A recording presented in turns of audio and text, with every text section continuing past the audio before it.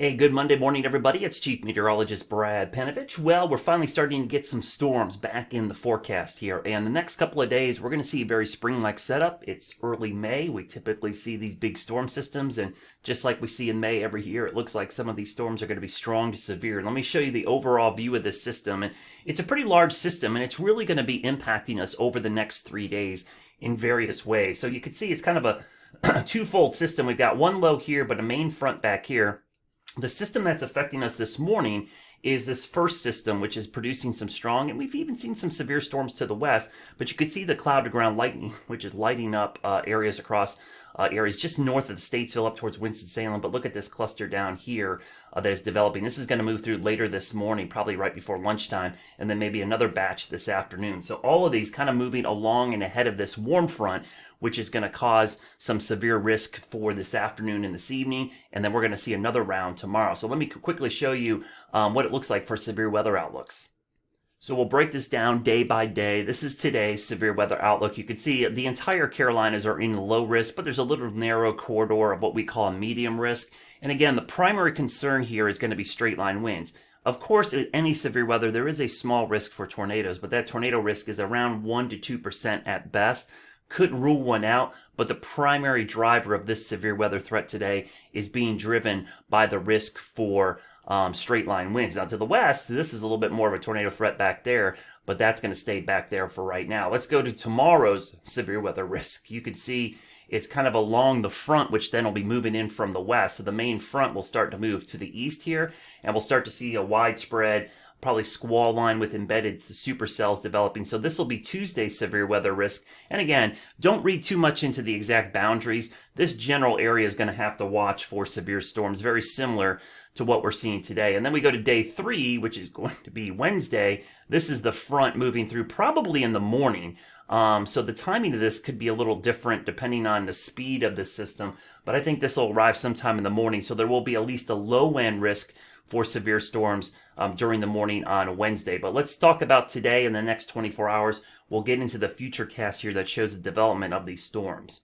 All right, we'll start with a really short range forecast here with the next 18 hours with the rapid refresh model. You can see the cluster of storms moving through around 10 a.m. through about the middle of the day. This is when it starts to get a little crazy. We'll probably see some pretty strong storms right in the middle of the day, about 11, 12 o'clock. Continuing to move through the early afternoon hours, and maybe another stronger cluster that we'll have to keep an eye on, because this is around the 3, 4 o'clock time frame, and this would pose probably more of a straight line wind risk, but something that we'll have to keep an eye on, because by then I expect some intense heating of the day, at least the warm front pushing north, which should drive in better fuel for these storms. So you can see that moving through for the dinner time, and that looks more like a couple squall lines moving through with some embedded, like what we call bow echoes, which would be straight line winds coming through the evening hours. So again, I'll back this up. You can see the storms early on are going to be kind of messy and probably more isolated, not as strong as the next cluster. I'm looking at the radar over here, and this first cluster doesn't have a lot of wind with it. Looks like a lot of lightning and heavy rain, but this cluster here, mid to late afternoon, and again, notice how you remember where that severe weather risk is? Let me pop that back on. See where it sets up? This is why, because this is probably going to be the area that we see the strongest storm. So let's look at tomorrow's outlook. So we'll go further into the future here. So you can see this is what's going to happen tonight. We'll go into tonight. Things should calm down as we go into the overnight hours, as we lose the heating of the day. And then we wake up Tuesday, and you can see that severe weather risk back towards the west. And remember, that severe weather risk for Tuesday is right there. So you can kind of see how the storms are lining up in that area. And we go through time and look at that line pushing east and then entering the mountains sometime in the afternoon. So tomorrow, the timing of the main batch of storms is going to set up a little bit closer to the max heating of the day right here. So, 3, 4, 5 o'clock in the afternoon on Tuesday. To me, this is a little bit more of a worrisome setup, even though you saw that severe weather risk mainly to our west tomorrow. That's why I kind of hinted at don't read into the lines, because this is likely going to be shifted east at some point tomorrow, depending on the development. But you could see that's at 4 o'clock Tuesday afternoon, and then it pushes to the east through the evening hours.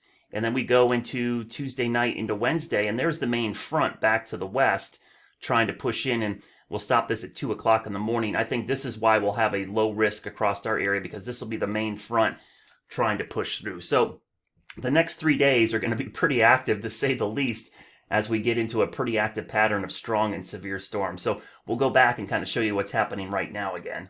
So we come back to what's happening currently, and you can see the cluster of showers and storms that are beginning to move in from the west. And again, this is just ahead of this warm front, which is right here. Now, when the warm front gets here is when I think you got to really watch. You can actually saw over in parts of Tennessee along the warm front. That's where we saw severe storms. So wherever this front is, that's an area where you get some enhanced rotation, or what we call helicity in the storms. So it's certainly something to keep an eye on as we go into the afternoon hours. I don't want to downplay the tornado threat because it's pretty low overall, but it's there. And anytime you have a setup like this, there is a tornado risk. But the overall threat, more people be impacted by straight line winds, the lightning, the heavy rain, and possibly some small hail than the actual tornadoes. But of course, it's always a good time to be weather aware. Make sure you download WCNC Charlotte weather app right now and stay weather aware of the next 3 days. We're in that spring storm season, so any outdoor plans, you need to be paying attention to the weather. Of course, if there's any changes, I will post updates throughout the afternoon and into the evening. And of course, you can catch me on WCNC Charlotte starting at 4, but always online at WCNC.com and on our app.